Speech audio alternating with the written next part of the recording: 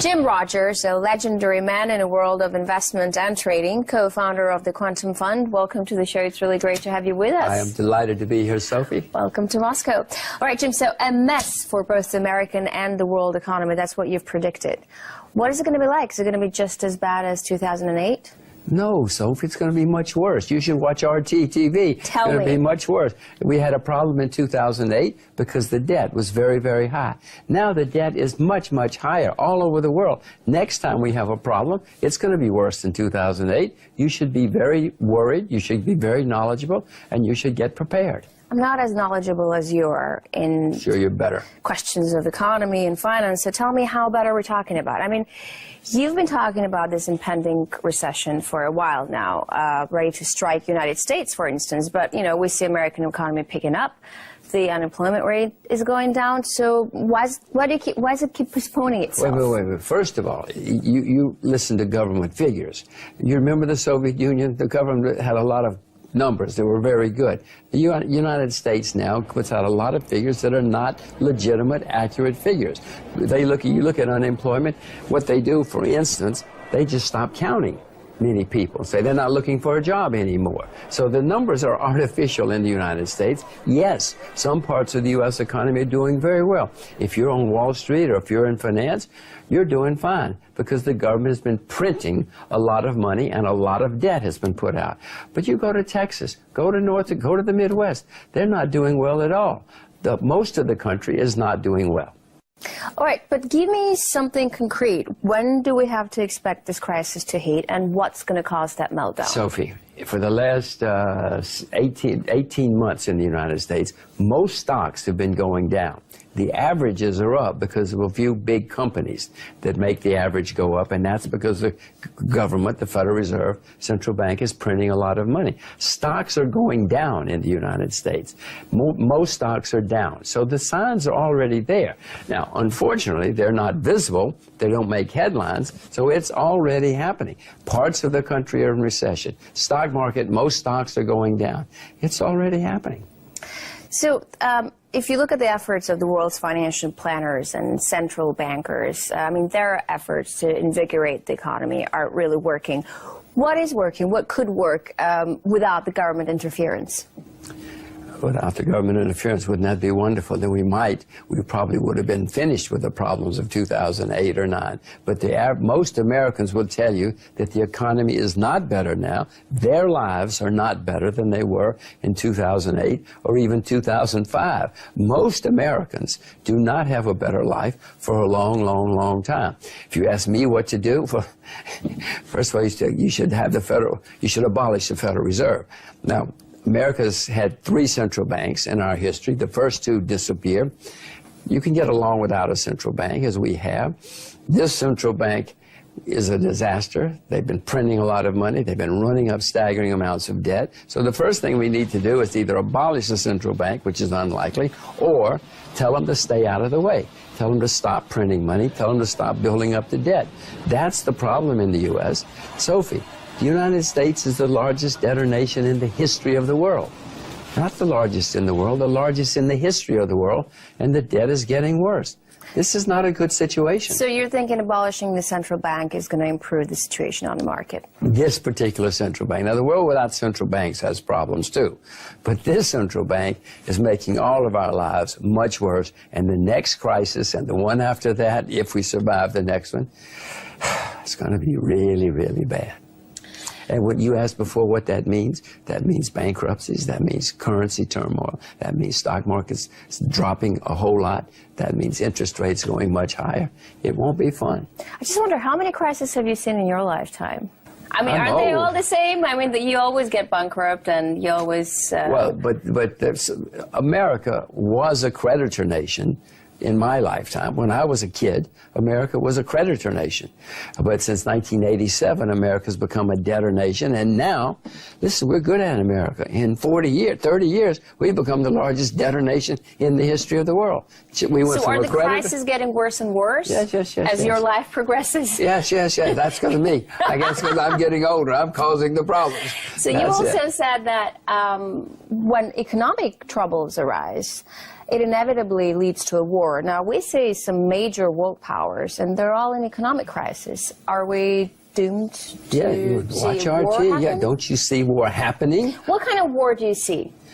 Well, I hope it continues. World today is very different from world 20 years ago or 50 years ago. So what kind of war do you see? We certainly hope we don't see World War III. We certainly hope. Unfortunately, mankind, for whatever reason, mankind throughout history is always coming up with big wars. Let's hope it continues to be proxy wars. I mean, you know about Afghanistan. You know what's been going on in the world. You know what the Americans did in Ukraine. But that's kind of been going on forever. It's not a new thing. I mean, countries change, and locations change, but the logistics don't change. The reason these things are going on is because economic hard times are all around the world. Japan is in recession. Japan is one of the largest economies in the world. The Japanese government will tell you they're in recession. Several European countries are in recession. We have hard times in many parts of the world, and that's one of the reasons we're having strife. The whole Middle East. In the last 10 years, the whole Middle East, nearly every country, probably every country, has had some kind of major crisis. This is all because the world economy is bad and debt is building up. We keep also hearing about a major crisis in China, but their growth still stands at 7%, which is pretty impressive. Should we really be worried? Well, I don't hear about a major crisis in China. China's in better shape than most countries these days. It does not mean China's not going to have problems. But just to say that some people like to blame China's slowdown on world's economic problems. I know, is it fair? And they try to blame Russia on Ukraine. You know, some people try to do all sorts of things. You know, they do. You know, it's absurd. And some people listen to some of these propaganda is unbelievable all over the world. China trades with most of the world. Japan's in recession. It's one of their major customers. If your major customer's in recession, you're going to suffer too. Korea's one of them. Korea's having problems. Many parts of Europe are having problems. So when your customers have problems, of course you have problems. You can't blame it on China. China's the victim. But it doesn't matter. We're all in it together, Sophie, and we all are suffering, and we're all going to suffer more in the future. But I'm thinking back in 2008, China was in a really, really good shape. So it was doing the heavy lifting when the crisis hit the world. Who's going to be doing the heavy lifting this time around when the crisis comes? Luba, well done, yes. What happened in 2008, China didn't have much debt. They had a lot of money saved up for a rainy day. It started raining. They started spending the money. This time, Sophie, China has a lot of debt itself.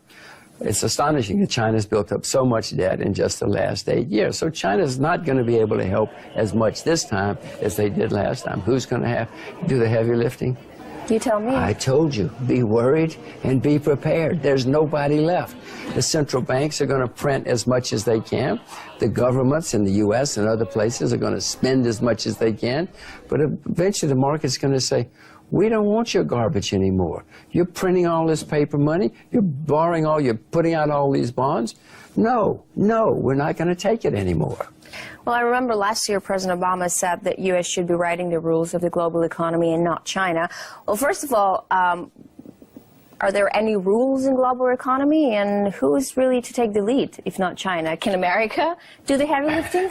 Well, America will, for the most part, because many people think that America is still the dominant economy. It is the largest economy in the world. So it is, objectively speaking, still, right? It's the largest economy in the world right now. Any measure you want to use, yes. But it's also the largest debtor nation in the world, and most of the growth in the past few years has been based on debt. Sophie, you give me $1 trillion, I'll give you a very good time. You and I will have so much fun if you give me a few $1 trillion. But the hangover, the headache, is going to be so horrible because somebody has to pay for this, and America's debt is going through the roof. So yes, America's leading the world economy, but it's all based on printed money and borrowed money. And in the end, it's going to be a disaster for all of us. So obviously, when the crisis hit, people tend to look for a safe haven. And a lot of people still think that safe haven is the dollar. They like to save their money in dollars, not in euros, not in yens or rubles, in dollars. You don't think so. Why not? Why isn't I actually own a lot of U.S. dollars just because of what you said, because everybody thinks that the U.S. dollar is a safe haven. It's not. America's the largest debtor nation in world history, but people think It's still a safe haven, and they're not going to buy the euro, as you said. They're not going to buy the ruble. They're not going to buy the other currencies in the world. So they're going to flee to the U.S. dollar. My largest currency position is the U.S. dollar. So what do you need them for? You're just going to sell them when the times are better? That's my plan. I hope I get it right. You know, then we'll have a really good time. If the dollar goes up like I think it will, hopefully I'll be smart enough to sell my U.S. dollars as it gets overpriced, could even turn into a bubble, and then I got to do something with my money. When do you think that'll happen? Later this year, next year. Oh, so it's like a close perspective. Yeah, this is 2016. I told you to be worried.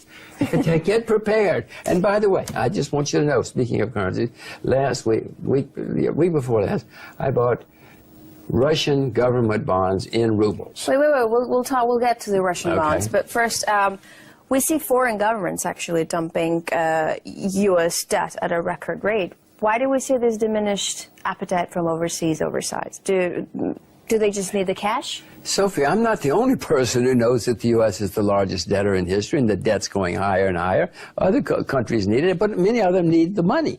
Russia needs money these days. You know, China's trying to cut down its dependence on the United States. China's nearly entire foreign currency reserves. Well, I was going to say China and Japan, I mean, they own trillions in American treasuries. Yes. Even Russia has increased its investment in U.S. debt. Do they not sense the trouble? Do they not see that it's the biggest debtor nation in the history of the world? Yeah. Well, the Japanese need money. They're in recession. Many countries need money. But the holdings of U.S. government debt is declining. You're right. More and more people, for whatever reason, are reducing their governments, are reducing their holdings of U.S. government debt. And they're wise. All right, Jim, we're going to take a short break right now. Hold your thought there. When we come back, we'll continue discussing the world's economic outlook with Jim Rogers, businessman, author, investor. Stay with us.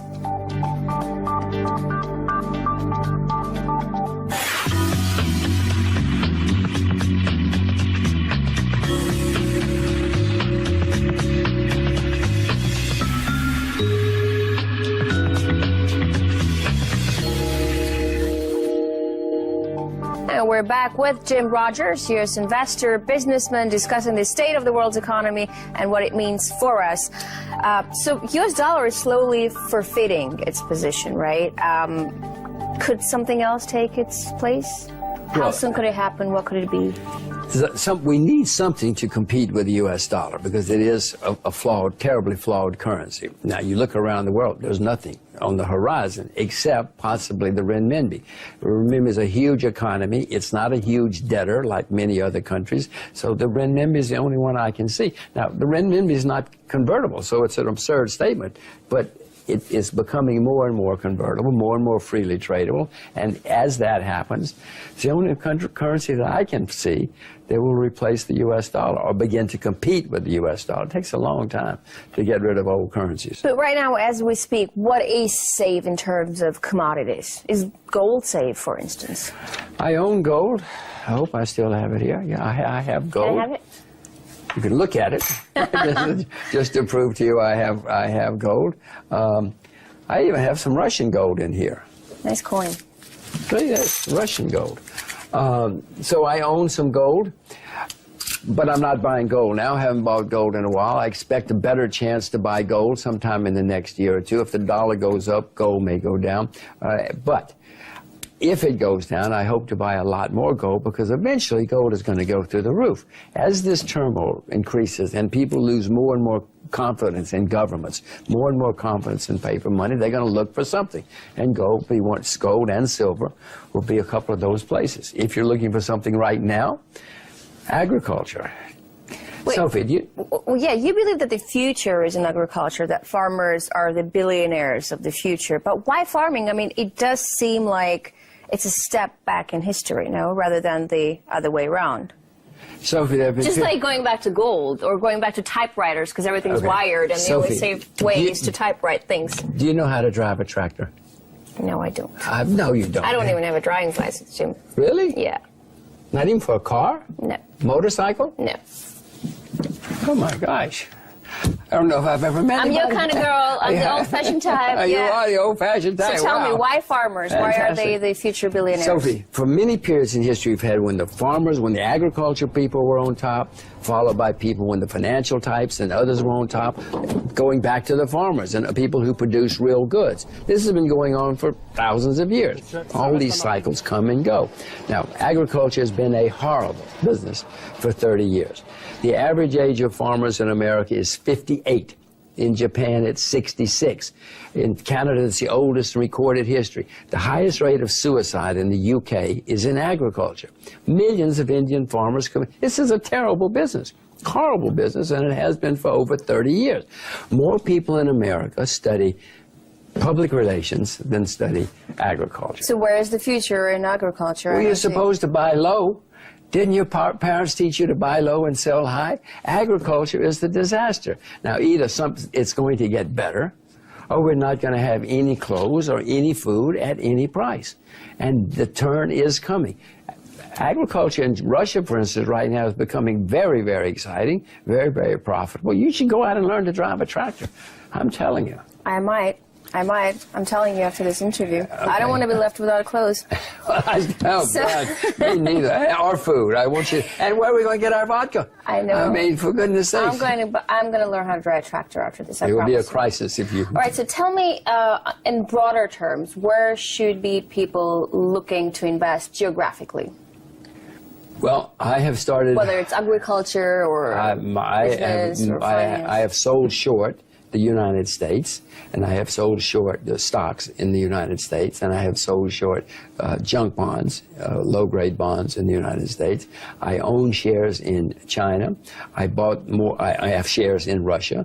I bought Russian government bonds several days ago. These are places that I'm looking. I'm looking at Kazakhstan as a place to invest. Iran, I'm looking at. Nigeria, I'm looking at. Tell me about Iran. Tell me about Iran, because, you know, it's out of the international isolation. I mean, it's a huge untapped market. Yes. Very young, you know, something like 2/3 of the people are under 35 years old. It's a very young country with lots of people, over 70 million people. Where exactly should they be investing in Iran? In what fields? Well, you can invest in oil if you want to, but I wouldn't. But that's obvious. Yeah, if you invest in Iran oil, you're investing in oil whether you want to or not. Anything. They've been under sanctions for a long time. They want everything. Tablecloths, soap, you know, you figure whatever you know about, you go to Iran and invest in those things or buy shares on the Iranian stock market. It's still difficult for me as an American, so you should go there before the Americans get there. It's wonderful for you. You're a Russian. Yeah, I couldn't beat them in Cuba, right? Well, you don't have to compete with the Americans in Iran. When they get there, then you're going to compete with the Americans. But talk to me about Russia. I mean, you keep saying that you like to invest here, but the ruble is losing its value, and the general opinion is that it's not a good place to invest. Why is it good to invest in Russia right now? Sophie, the Russian stock market is the most hated stock market in the world. Not only the stock market, Jim. What else? The country? The women? What are you talking about? Anyway, I like to invest in unpopular places, unpopular stock markets. I have learned in my career that if you invest in things which everybody dislike and hate, you're probably going to be very well off 2, 3, 5 years later. That these things, I mean, I can remember just about every country which has been very depressed at times. If you buy it, it turns around. So you expect the ruble to rebound? It already has started rebounding. It's rebounded. I expect that the ruble will probably not go down. The ruble is in the process of making a bottom. Even if, well, oil is in the process of making a bottom, therefore the ruble. But Russia now has things which are replacing oil. Agriculture is booming in Soviet Union, in Russia now, for many reasons. Some artificial, but some real. So there are other things that are going to replace oil in the future in Russia. Yeah, well, oil. You said in January that oil prices haven't hit the rock bottom yet, but now they're rising. And should we expect them to fall again? Well, the prices did go down dramatically after I said that, and they did hit a bottom. What normally happens, Sophie, is things go down. We have a big drop. It hits a bottom, and then what we call in America a dead cat bounce. It bounces like that. So what's going to happen now? I mean, it's the first. Let me finish it. You have the dead cat bounce, and then it goes back. It tests the lows, and then it's the end. It's usually the end of the big collapse, and then it goes like that, and then it starts going up again. So that's what's going to happen. So with where oil. are we at right now? We're at the first hike? We had the big dead cat bounce. Okay. We're probably going to now have some correction to go back. We may go higher, but we'll probably go back for a while, lower, feel around, test the bottom. That'll be the bottom, and then 2 or 3 years from that, it'll be higher again. So the rebound is 2 and 3 years? It's sooner, probably later this year or next. But I'm thinking cheap oil. First of all, I want to tell you one thing, Sophie. I'm the world's worst market timer. I'm the world's worst short-term trader. So I don't know. You watch RT, and you can find out the exact timing of these things. I am terrible at it. Okay. You're just like a good clairvoyant, because when they predict the future, they say right away, we're good, but we can't see the time. You know? I didn't know that's what they said. I'll use it, too. That's what they say. That's what they say. Well, okay. So, but back to the oil.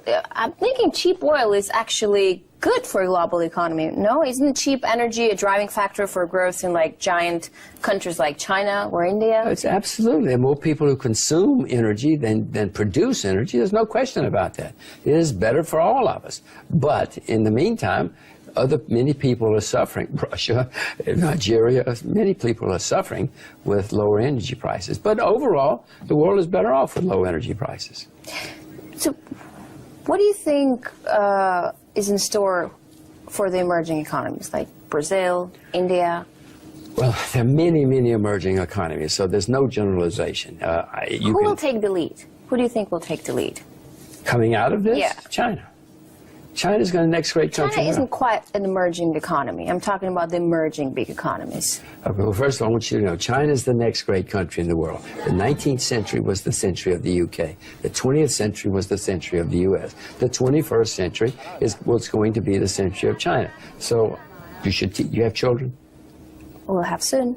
Okay. Oh, Harisho, Luba. Then be sure your children learn Mandarin, because it's going to be an extremely important language in their lifetime. I have 2 girls. They both speak perfect Mandarin, because I'm preparing them for the 21st century. Now, you say it's not an emerging market, okay? Which of the emerging... I mean, not anymore. Well, okay, yeah, it doesn't matter. That's a statement which is acceptable. Let's see. Conceivably, Russia will help pull us out of all of this. Certainly not Brazil. Kazakhstan, amazing things are happening, amazing changes, positive changes are taking place in Kazakhstan. Amazing positive things are happening in Nigeria, not Brazil. India? Well, if you can only visit one country in your lifetime, Sophie, go to India. But it's not a good place to invest, not with my money anyway. It's got the world's worst bureaucracy, many reasons to it. I mean, it's a wonderful... Worse than in Russia? Yeah, I mean, the Indians learned bureaucracy from the English, and then they took it to a higher plane. They made it... Now listen, Russian bureaucracy... They took it to a whole new level, huh? A whole new level, the high... I mean, it's astonishing what the Indians can do. But, I mean, Russian bureaucracy is a nightmare. There's no question about that. You should have been here under the Soviets. Oh, my God, was it a nightmare. It's getting better, but it's still bad. You're right. Well done. I want to talk a bit about the upcoming elections. Donald Trump is doing so impressively well. I mean, who would have thought? He may even get the Republican nomination. Who knows? He might win. Even make it to the White House. He might win, yes. So it will be the first time we'll have a businessman at the helm of a state. Do you think that will change anything? Having a businessman being a president? If Donald Trump does what he says he's going to do, we're going to have trade wars with lots of people, such as China, such as Mexico, probably Russia, who knows. And trade wars have always led to bankruptcy and often led to war. So if Mr. Trump does what he says he's going to do, I've told you to be worried.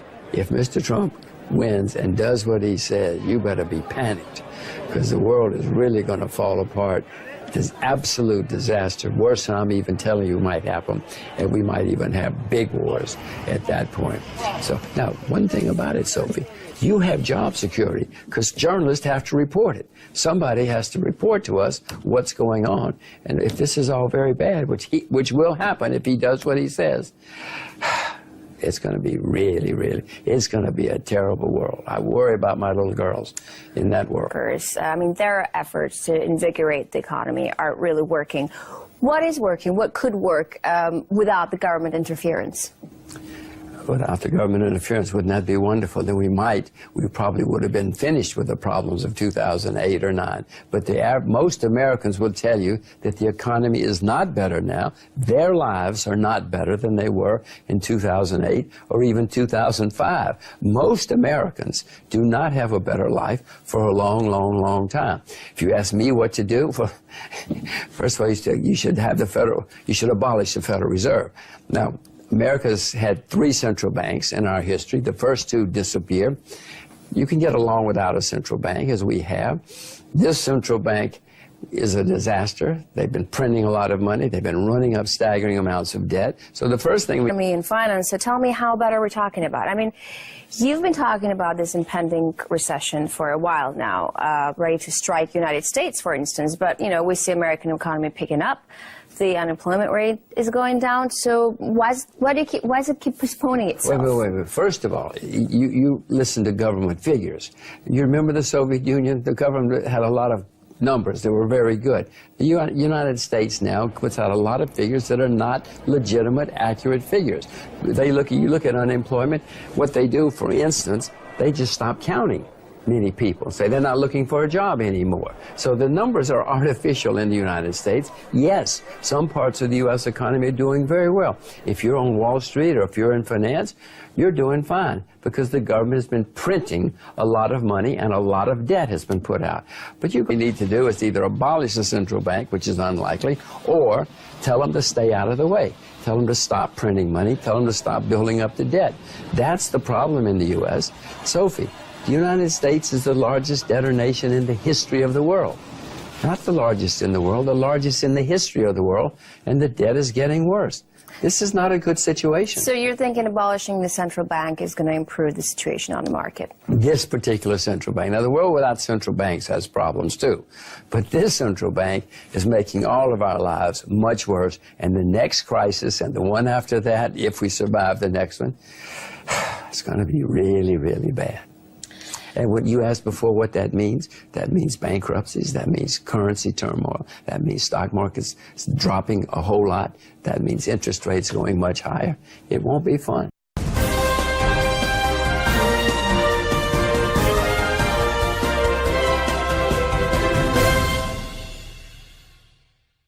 Jim Rogers, a legendary man in a world of investment and trading, co-founder of the Quantum Fund. Welcome to the show. It's really great to have you with us. I am delighted to be here, Sophie. Welcome to Moscow.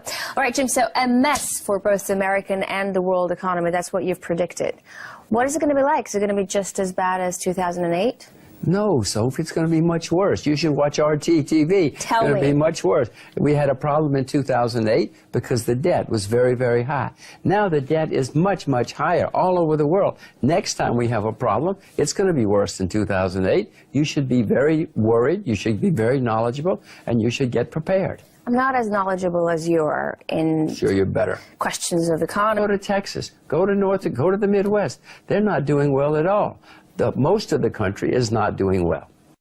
All right, but give me something concrete. When do we have to expect this crisis to hit, and what's going to cause that meltdown? Sophie, for the last 18 months in the United States, most stocks have been going down. The averages are up because of a few big companies that make the average go up, and that's because the government, the Federal Reserve, central bank, is printing a lot of money. Stocks are going down in the United States. Most stocks are down. So the signs are already there. Now, unfortunately, they're not visible. They don't make headlines, so it's already happening. Parts of the country are in recession. Stock market, most stocks are going down. It's already happening. So if you look at the efforts of the world's financial planners and central banks,